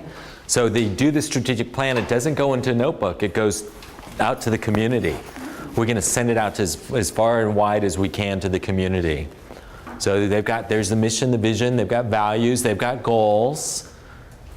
Now let's somewhere put the board of directors' names on here. So now we've got that signature quality document. Now the next slide is equal importance related to this. When it was time to ask for more money and dues renewal, they said, well, here's everything we did for you this year. They didn't write a letter. I don't think people read much. They took the 5 goals of their strategic plan and said, in the last 12 months, our board of directors is this, we've had this many people, we've raised this much money, we've been in the press this many times, we've protected you, we've helped you, we've had people come into the office, you like it? Yep, there's their vision, their mission, their 5 goals that was in the strategic plan, and when it came, a year later, they said, now this is what we've accomplished for you. This is the Texas CPA Association, 5 goals. They have a large board, more than 200 on the board of directors. Number 5, adequate resources in the organization. So you have to make sure that you're raising the funds, you've got the right staff. Do you need to hire staff? Do you need to hire a bookkeeper? Can you find a CPA if you don't have any staff at all? Is there a CPA firm that would help you with all the filings required, or some office that would help you? But make sure that you have staffing. Can you have as much savings as you want in the bank? Absolutely. There's no restriction on how much savings you can have in a 501c organization. Some board members will say that. That's not true. You can have as much savings as you'd like if you feel like you need to build $1 million for a future community program, or you're building an office building or a classroom center somewhere. You can raise the money and put it into savings if you'd like to do that. But we've got the resources that we need. Number 6, promote the resources of the organization. I'm sorry, protect. Sorry, protect the resources of the organization. So you've got an audit, you've got a bookkeeper, you've got financial reports, and you saw the worst of that when I said there was an organization lost $1.5 million and the board wasn't really attuned to that. So you're intimate with the financial statement. You can read it. You teach board members to read it and have a CPA come in and help you if they don't understand it. You have insurance coverages. We talked about a surety bond on the treasurer, D&O on the board of directors. You have programs and services. I think rather than adding more programs and services, sometimes you have to take away programs and services. You keep adding, and what Tony hears all the time from his chair is, Tony, this won't take you much time and this is my priority. And then it gets adding and adding and adding and adding. So it's okay to what I call purposeful abandonment. But do all of your programs, everything you do, have return on investment? Can you abandon, can you drop some of the programs? And if you're a chamber or an association, I usually ask, do you have a golden handcuff benefit? A benefit that's so valuable, I would never drop my membership dues. So let's use the realtors as an example. In 1920 or so, one day a board member, and I remember I like board members to be innovative, one of them said, do you think that we could copyright the word realtor? Strange idea, gosh, I don't know, never looked in it. They successfully copyrighted the word realtor. Now they have 1.1 million members who want to use the word realtor. They have to pay dues. Whoa.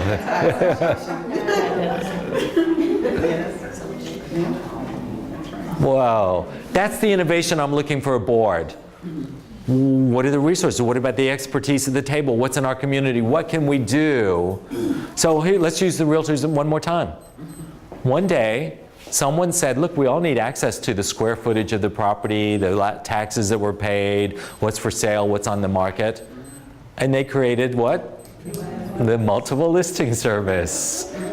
Members only. Oh, you're not a member? I'm sorry, you don't have access to that. Some questions there, but let's go with realtors one more time. These are all board members. There's 1,600 realtors associations. I expect the board to be innovative, not there for lunch. So one more time for the realtors, golden handcuff benefit, a benefit so valuable I wouldn't drop out. To sell my house, I'm going to list it, and someone's going to put a lockbox on my house. On the front door, there'll be a lockbox. Who do you think owns that lockbox? The Realtors Association. So if someone wants to sell it, they have to be a member. If they want to show it, they have to be a member of the association. That's the innovation I'm looking for boards of directors.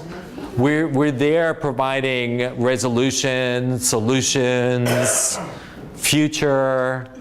And Lynn knows that there's a term in the chamber world.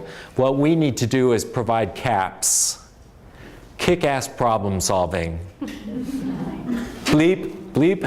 Sorry. This is purposeful abandonment. Do you have any programs you need to drop? Assign it to a quick action team or a strike force. And if it doesn't fit the mission or the production of money in our organization, maybe we need to drop it. Maybe someone else could do it better than us. Let's get back to our purpose statement. So it's okay to purposely abandon. This is a committee that goes through and says, well, here's our goals, here's what we're doing. Does it support our mission? Do our members use it? Is it still valuable to us? Should we drop it? You need to do that once in a while. Get back to the basics. What's our purpose statement? If I'm only going to have 4 or 5 goals, I've got to make everything fit. Number 8, promote the organization. So I've given you a brochure, a strategic plan brochure. I've said it's on a card or a rack card of some sort so people know who you are. But who's the official spokesperson for the organization? Lynn, you're the chair? Madam Chair, you're the official spokesperson. Now Leah is on a committee. You've been kind of new to the board, I think, as I looked. Okay. She might be really excited about being on the board, and the next time she's over at City Hall, she might say, yeah, I'm on the board of Assistance League. What do you want to know? Now, there's a problem there. Lynn is the chair. She's the official spokesperson for the organization. What if Leah says, oh, no, we're not taking any grant money right now? What?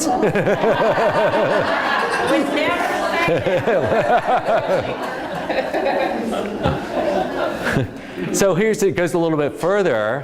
What if Leah said, well, I'd like to have some association stationery, some stationery for the organization. And Lynn goes, okay, I'll give you stationery. How much do you need? Well, the law is, if she writes a note on stationery and sends it to the city hall or the legislature or to a competitive organization and it's wrong, we're going to hold the organization liable. Because the law has said that if it looks like a volunteer speaking for the organization, we're going to hold the organization liable. So the better example is maybe Lynn appoints everyone on this row as a committee to raise money, and someone at the table says, oh, we would never let anyone who sells medical marijuana donate to our organization. Well, I'm sorry, if it's legal, they're a business and they want to contribute. And Bobby's going, we're not going to take your money. Well, now there was some discrimination there. She put it on stationery. She spoke to the person and said, we don't want your money. We don't like your standards. And there's no basis for that, but you're saying it.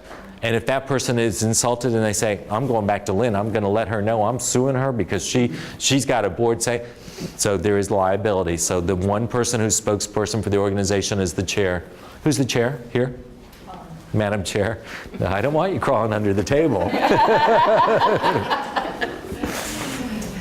So you understand, so that there's a spokesperson. The law says that there's this spokesperson for the organization is the chief elected officer. Now, Lynn, your board chair is not here, right? So it's really possible that they've said, well, the executive director should always speak. That's fine with us. Or, gee, I don't like to speak before City Hall. Would you mind going for us? So it's okay to delegate that authority, but no one can usurp that authority. No one shall act as the official spokesperson except for the elected president or chair unless so designated. So there's number policy, policy number 30 or something that you should have policy. We don't give out stationery. You can't use your position for personal gain. And some of your board members, as soon as they got on the board, they went back to their email signature, and it says, director of the organization. So every time your board members send it out, it looks like they're speaking for you.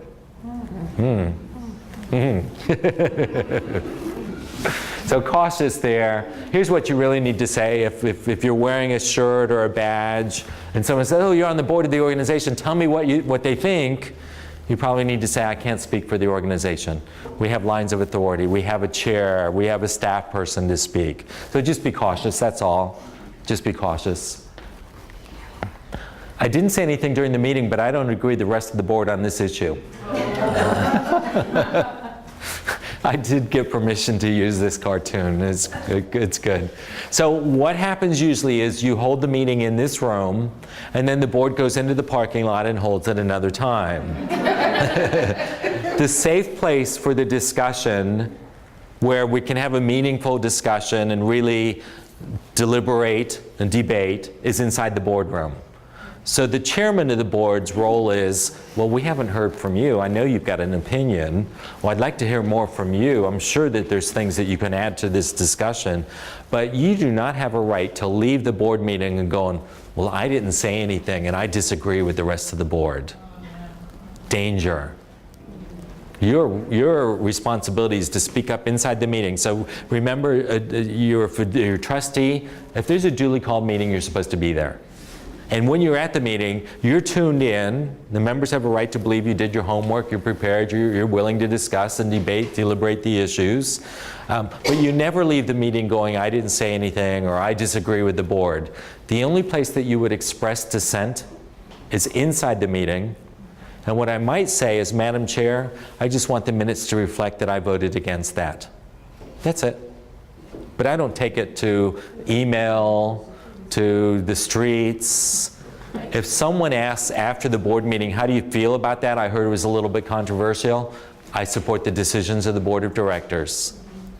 So you're doing a good board orientation once a year just to make sure your board understands these things. They've been told these things. I think it's both on the laminated board responsibilities guide, and I know it's on the committee responsibilities guide, who speaks for the organization.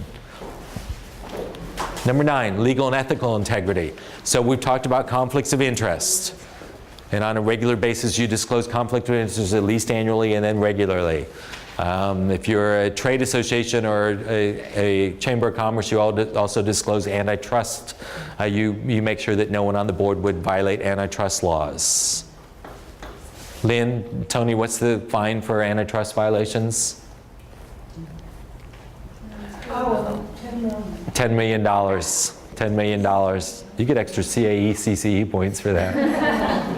$10 million. So here's my sign-in sheet. So at the board table, we're passing that around. At least, you may not need this one, but we do agree that we will disclose any conflicts that might arise, that we will respect confidentiality, that you remember that our mission statement is this. These are on the website. They're downloaded. You adapt it as you'd like. And here's that note about antitrust. In a recent court case, is made sure that trade associations, so those are 501c6 organizations, adopt antitrust compliance measures to prevent discussions amongst the board or competitors about price fixing, collusion, boycotting, poaching, anti-poaching, and the fine is $10 million.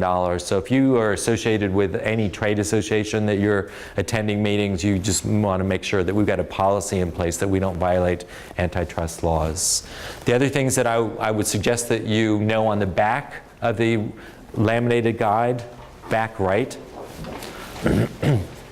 we've talked about public records. Tell me again, what's public record? Letter of determination. So IRS records, 990 for 3 years, letter of determination, and the form that you filled out, the application to be exempt. So somewhere, some of you are kind of new going, where is that stuff? You know, you need to find it and put it into notebook, put it online somewhere. These are our tax records.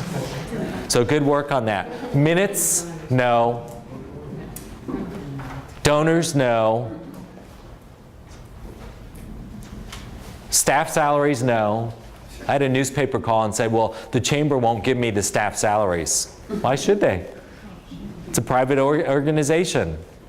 Okay. Antitrust violations, you know, a parent authority who speaks for the organization. Financial audits, the IRS says, do you have a policy on audits? You decide whether it's every 3 years, every 5 years, every 6 years. You decide what your policy should be. You may say at the discretion of the board of directors every 10 years, whatever you have, but you have a policy on that. You're disclosing conflicts of interest. The other thing's minutes, risk awareness. So the board is responsible for knowing if there's risk, eliminating the risk, buying insurance against the risk, or spreading the risk. So if we're going to have a fundraiser and we're serving alcohol, we don't serve it. We don't buy it with our credit card and serve it. We hire a licensed, insured caterer to serve and to make sure that there's not liability on us. So cautious with that. So some of the other risks. Minutes. Brief is better.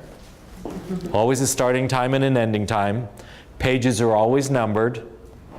I don't have any attachments on my minutes. The attachments go somewhere else, but I don't need to say and attaches the membership report or this other report. No attachments. Starting time, ending time. I don't allow anyone to tape record the meeting because that would be like a second set of minutes. There's one set of minutes, that's the minutes that the board approved. If by chance someone brings a tape recorder and you allow it, you want to make sure that that tape is destroyed upon approval of the next set of minutes. You don't want an extra set about going, well, we didn't want to work with them, they don't have good credit, or I don't like them, or so cautious with that. When I distribute the minutes, post them somewhere or distribute them to the board, I distribute them as a PDF document, not a Word document. You know, you started out with amens, and now you're down to,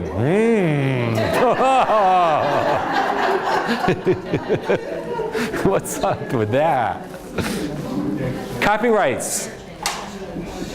The board does not violate copyright laws. You don't say, oh, gee, that would look good in our newsletter. Let's use this picture. And you find out that it was copyrighted. No one told you that until you got sued. You put it on the internet and said, oh, look at this client getting service from us. And it was a copyrighted photo. So cautious with that. You've got permission to use photos that you take. I also like to copyright the things that I create in the organization. So we created a how to avoid domestic abuse. We created how to prepare to buy property in this community. And if we created it, I want to copyright it. I just want to put a watermark or a footer that says copyright in our organization's name and the date so that people give us credit for what we're doing. So I think that you've got committees, you've got some intellectual property of your organization, you protect it somehow. It's a very inexpensive way to just give notice to people, this is something that we created. If they're going to copy it, great. If they do, then at least we're getting credit for it. Harassments, you wouldn't allow it to happen. Denial, defamation, you would not tell people you can't be involved in our organization, we don't like you. And dues notices, if you're a 501c6, how many are your C6s? Just 2 of you, so never mind. No, I will say, just so the others know and you don't get confused with it. A 501c3, when you collect money from people, you don't have to give them any legal notice. When you collect money from a chamber or an association, you have to tell them specifically, we are not a charitable organization, so you may not deduct your payment as a charitable deduction. But since everyone else is a C3, there's the benefit of that deduction. Questions on risk? Guests attending meetings? Perfectly okay. You don't have to open the doors to that. I do like to say to a guest, we have protocols at the meeting, we respect confidentiality, we may not give you all the documents that you can't leave with the documents. You only have the floor if we call on you, so that maybe that's a policy or some way. I've been at meetings where I'm going, who's that over there? I don't know. I thought he was with you. No, I don't know who that is. So, it's a private board. It's a private organization. It's your board. Up to you whether you want it. But you'll have a board member say, oh no, we have to comply with freedom of information. We have to comply with the open door, open records. No, that's not true. Lynn. Is there a best policy as far as who does your audits? Like the CPA that does your normal 990, should a different CPA do your audits? Not a policy, but it might be a good practice. And I think audits are going to really be on how much money do we have? Is it required that we have an audit by the person giving us the money? But if you've got a bookkeeper that worked with you all year long, you may want to have a different set of eyes do the audit. Or you may, so a lot of groups will say, well, we change our auditor every 3 years. It doesn't mean change the CPA firm, but it does mean a different set of eyes to look at our books. So it's a nice policy, at least every 5 years, the board shall do an RFP for an auditor. Let's keep the prices down. Let's get the best service possible. We may keep the same firm, but may ask for a different set of eyes. Okay, is that okay, Lynn? Yeah. Okay. You're always looking for new leaders. That's your job. You may, when the board meets, you may have a person who's a prospective member. Let them attend a board meeting. Let them see you in action. On second thought, Lynn, based on the behavior of the board, I would not. If you've got a board with good behavior, then you want to invite people in to see you in action. But you're always looking. You've got to plan for the succession of your board. Most organizations have term limits, so we're looking for new board members, new ideas. I do work with an organization in Massachusetts where there's 14 on the board. They always set the table for 16. Why 16? Because they're always looking to invite someone who might fill that, be a prospective board member. Or I've seen board shadowing programs. Would you be interested? Would you like to come visit us? I've seen a year-long internship for a board. So different ways to get new leaders, usually through emerging leaders, young professionals, whatever it is that you're doing there. This is my favorite statement at a board table and a committee table. Think about it. What's next? Because what we usually do is we end the meeting, okay, you all drive home safe. But the reality is, what's next? What did I just commit to? What can I expect you to be sending me? So don't hesitate to be, anytime you're in a meeting, that's great, but before we adjourn, what's next? What can we expect? When's the next meeting? I said I was going to do this, but the staff said they were going to get this to me first. What's next? Think about that. Maybe it's the last thing on your agenda. What's next? Okay, let's look at bad behavior. We talked about the devil's advocate. That works once or twice. But if that person has got that personality all year long, well, gosh, I think that's great, but I just hate to be the devil's advocate. Not a good thing to be in. This person, I just have an idea. A lot of board members measure their success on how many new ideas they throw on the table. That's not it. It's advancing the mission statement. Some of you just identified who you are.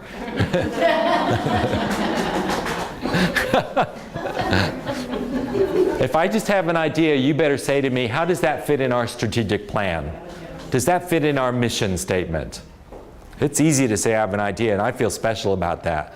But it's wait a minute, does this fit? Or does it need to go in the parking lot? Brief is better? A card versus a long report? I just have a question. We know where that goes. That's a rabbit hole. Hi, I just have a question. I didn't read the reports that you gave to me. And I sound really smart when I say I just have a question. But then 2 other board members jump in and say, well, I know that answer. And you've lost the control of the meeting. We don't talk about shop or personal stories at the board table. It's easy to. I see it all the time. Oh, the committee meeting starts. Hey, how's business? And so then they go, oh gosh, we've only got 20 minutes left, and the chairman asked us to do that, and we haven't done it yet. So make sure that shop and personal stories, that's not really a part of a committee or a board. Everything's confidential in the meeting. This is the free place to talk, that we can speak up freely and openly. And I might say to Sister Harris, you're on the cell phone the whole time we've been at this board meeting. That's not true. But she's texting someone else, and as the chairman of the board, I might say, this is a confidential meeting. We really need you focused on this. So that's okay if you need to say that, or remind that the confidentiality inside the board meeting, that you're not texting someone going, oh, guess what we're going to do? Or, this is an opportunity. Know your bounds. If you have staff, remember the staff manages, the board governs. I don't want a board member walking in going, hey, Tony, how long you think we're going to keep that new secretary? She never answers my phone and I don't like her. And what? You don't have that kind of relationship. So be cautious with that. I've seen that way too many times. I don't want to be hoodwinked by a board member who goes, boy, if I can get this passed, it's going to be good for me. Too many times you pass something and then you find out a year later, wow, they just did that for themselves or their company, or someone told them to do it. And on this one, this is clutter at the board table. Is that real? It's real. Oh, no. It's real. No. What happens after the board table? We bought you lunch, we brought you cookies and breaks, and there's wrappers on the table, and then the board all gets up and walks out the door, and you leave it to staff to clean up. How about you clean up after your own mess? Is that good behavior, bad behavior? Amen. Yeah, that's not hard to do. Committees. A couple of things I want to say about committees, and then I want to transition to strategic plan and get you out of here on time. I think I covered everything on the laminated guide. I want to emphasize that it's an annual orientation. The purpose is to refresh and blend the board. I wanted in the minutes that we did the orientation. I want to make sure that the board members have received, acknowledged that they got the governing documents. So an annual orientation, even if you say, oh, I don't think we need it this year, I think you still need it this year. So I don't care if it just takes an hour. If it takes 45 minutes, at least we did an orientation. We put it into the minutes that everyone at the board had access to, disclosed conflicts of interest, was advised about the budget, knows where we are with our strategic plan, met the staff, knows the organization. What I would talk to you about on the committees is, I've kind of said it, that standing committees are out of favor. Sorry, I moved over here.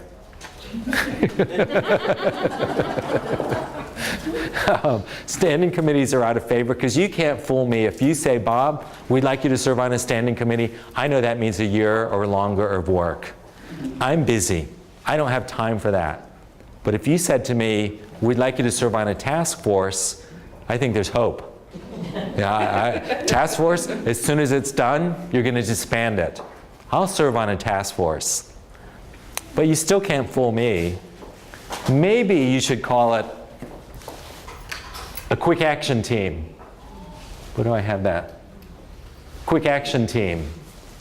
We just need you to serve on a quick action team. It'll probably only take a week or so. More willing, more acceptable to that? Or to the other volunteers? They're not all board members. There's other people who could contribute to organization. Or to the sisters, would you serve on a strike force? Need you to serve on a strike force. Or, I really think you're smart. Would you serve on a brain trust that we put together for the organization? How could you say no? They're all committees. As long as they have a purpose statement, they have performance measures, this is what we need you to do. Not just pie in the sky. I don't need a committee to sit down and go, so what should we do this year? It comes from the strategic plan. The chair of the board has said, here's what we need you to do. You're going to serve on a strike force, a brain trust, et cetera, et cetera. So you can call your committees different things, councils, special interest groups, whatever you need to. But I'm not real happy when you say a standing committee. I've worked with organizations that say, guess what, Bob? We don't have standing committees anymore.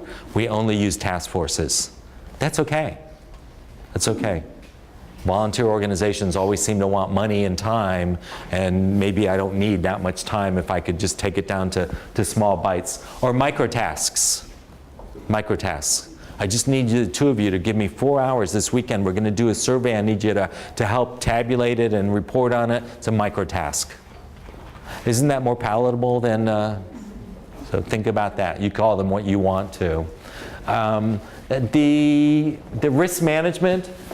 This says, reminds that the committee do not have authority to speak for the board or expend funds or sign contracts. Just a reminder, sometimes someone on a committee goes, oh, guess what? We're going to do a fundraiser. We've hired the golf course.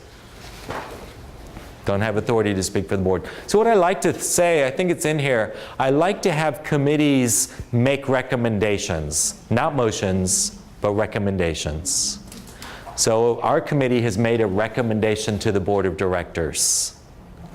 Not a motion to the board. The board approves motions. The board passes motions. So if I got that terminology, and you'll see it in here, so if you use this as a guide to orient your committees, I think you'll have higher performing committees. And committees make recommendations to the board. And then the board accepts that recommendation as a motion.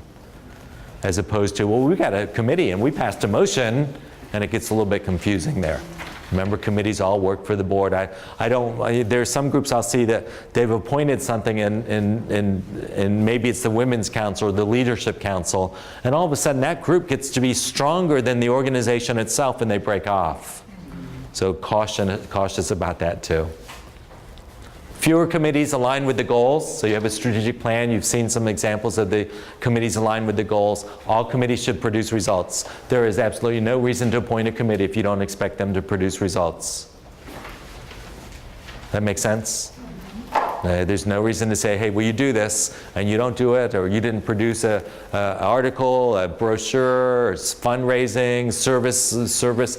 They're a way to engage more people in the community.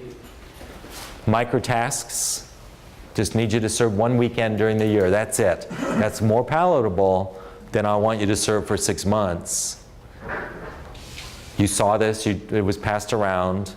So the point there's the goals. Every goal has a board member who is a champion of the goal. And then you turn it over, and here are committees that will advance the goals of the organization. That's success. That's alignment. Now I've got the board seeing who's responsible, what our 5 goals, core concepts, core statement, core competencies are. I did write this article, I survived a year on a committee.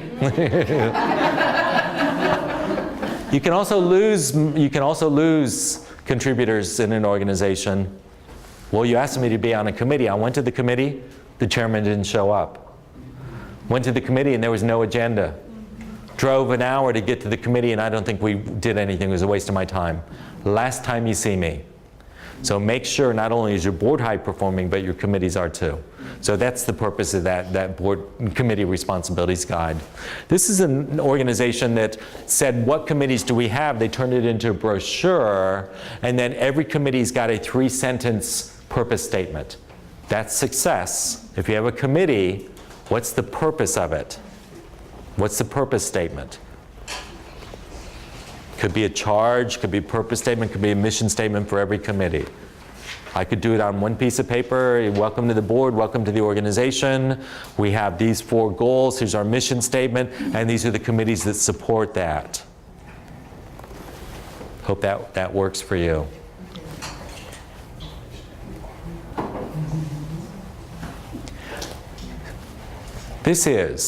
I've worked with a lot of organizations that have no staff. So I look at the structure of your organization, especially as I travel the globe, and they go, well, we don't have sustainability, or the last chairman of the board, everything was in a shoebox in his trunk and we don't know where it went. So I encourage you to use some sort of notebooks or some way to organize everything. I like the idea that you're using Dropbox. So that I like the idea of an online portal so that board members have access to this information. So at a minimum, you should have a leadership manual. Even if you just staple it together and say, welcome to the board, here's what you're responsible for. And I told you what goes in the leadership manual already. I think if I was a small organization, I would mix my policies and leadership manual. I would never give to the board something called, here's your procedures manual. That's micromanagement of the organization. I want 50,000 foot and higher. So here's your leadership manual. It includes the policies. And then I've got a procedures manual. Where do we deposit the checks? Where's the bank? Where's the rubber stamp? Where's the password for the computer? Where's how do we back up the computer? Where's how do we file with the IRS? Who is the CPA? Everything is written down, so there's sustainability. If something happened to you, the next board can come in and go, we know exactly how this is run. Really, really important. Tony, anything you'd say about that? Yeah, I mean, in a lot of the chambers it's called the golden key. If something happened to you, if you didn't go back, if you know, and so if I have no staff at all, I at least want to be able to say to the next person or the first staff member or to the CPA, yes, everything's documented, here's how we do it. The Sheriff's Association in Florida, in Tallahassee, burned to the ground one day. You've got to have these things backed up somewhere. In the Dropbox is a good for that. You can organize your Dropbox by, we have a leadership manual virtual, we have a policy manual virtual, we have a procedures manual virtual. You don't have staff, so there's no personnel manual. A style guide really goes to larger organizations. What's the brand? How do we use it?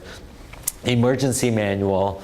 What happens? Maybe the succession plan of the executive director, or where's our insurance? But those first 3 is what I would expect in a notebook or on Dropbox, virtual. But this is everything you need to know. So we know our organization. It's incorporated. It's going to exist perpetually. But we've got to write down what the procedures are. So I'm being cautious. I want to have a healthy organization and confidence by the board of directors. We have everything.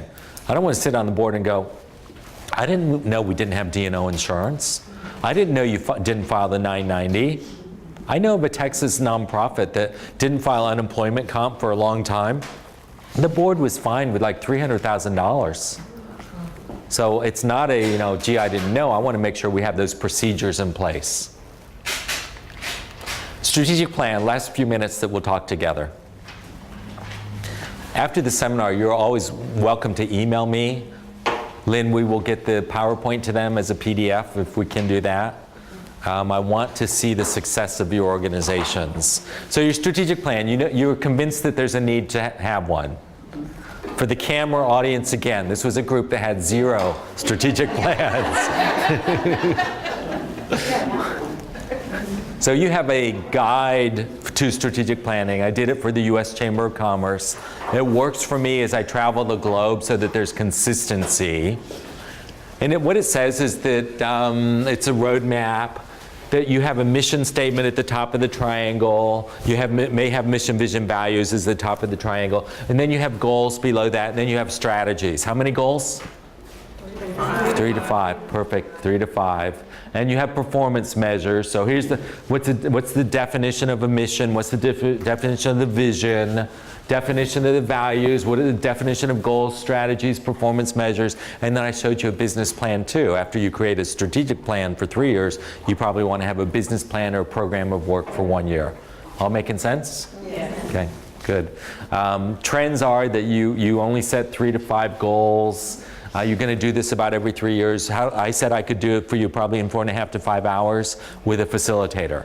Without a facilitator, someone who can keep this on track, without that, I think that you're going to get lost in the weeds, take dives into the weeds, open up the mission statement and take too long to work on that. I think there has to be a promise to those volunteers who said, yes, I'll give you Saturday morning, or I'll give you 4 or 5 hours, that we will complete the task at hand. Lynn, what do you think on timing for a strategic plan? 4 to 7 hours. 4 to 7, yeah.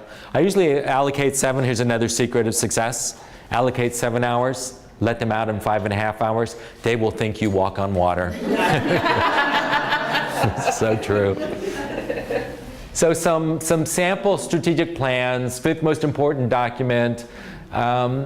This is, who is this? Turner Center for the Arts. So it's a 501c3 organization. I met with them at an audience just like this. They went back and said, Bob, this is what we did with the information you gave to us. And for the first time, they developed a strategic plan. They printed it in their magazine. The whole community knows what their strategic plan is. Really impressive. It's in Valdosta, Georgia. So they created their mission, their vision, and their values. They set that there were 5 goals. Amazing. Marketing, didn't we talk about that? Public relations already. Arts education facilities, so they've got another element. They've got a facility, they've got capital investment and managing that. Organizational structure, I might call it organizational strength. That we're strong organization, and strategic alliances with other elements, so that would work for them. Then they broke it down a little bit further, so here's our goal, and then here's our strategies to achieve those goals. So this works if you can't just say, okay, after 5 hours we're done with it. After 5 hours we're going to have some more work. We're going to have to appoint committees. We're going to have to create a business plan. But in the 5 hours you can create the structure that the need for your strategic plan. Placemat format. Yes. Association for everyone. Cut flower commission. Cut flower commission. 4 goals, how to reach the organization, the mission statement. Turn it over. What are you going to put on the back? The committees, opportunities for committees. And why don't I also turn it over on the back and I put a list of my board members. So now I can say, would you like to be involved in an organization? Here's our mission statement. Here's the 4 goals we're working on through 2020. On the back you'll see a list of our committees where you can be engaged. And here's the board of directors who's responsible for the organization, and give them credit. The whole thing comes together. The board table, the board's talking about the goals and the purpose and not just the reports. Strategic plan of Michigan State Chamber. I brought it because I like the graphics. Is that still circulating? Anyone seen the Michigan Chamber strategic plan? I might have another one if you need it. Okay. One of your colleagues in Austin, Texas Medical Association. Now here's an interesting fact. The American Medical Association has 20% or less market share, meaning 80% of the doctors don't support it, don't join. In Texas, they have more than 70% market share. 70% of the doctors support their organization. Part of it is the strategic plan. I know what you're doing. And this strategic plan will travel to the Harris County, the Tarrant County, the Dallas County Medical Society, the specialty, and they'll say, what do you do for me? And it's in the strategic plan. That's the value. It's communicating who we are, what we're doing, our strength in the organization. 4 goals.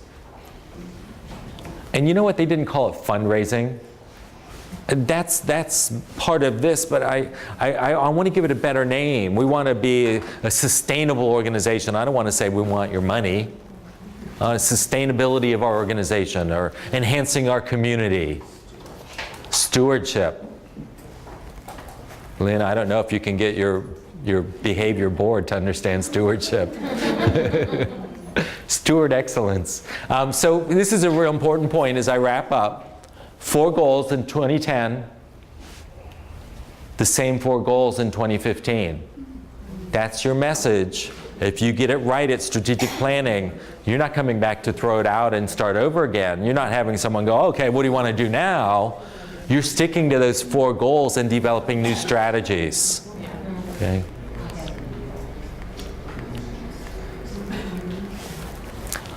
I've shared a lot. We still have to give the books away, Lynn. Okay. I think 3 people in the room should have gotten texts saying that you won. They were so busy learning, they did not.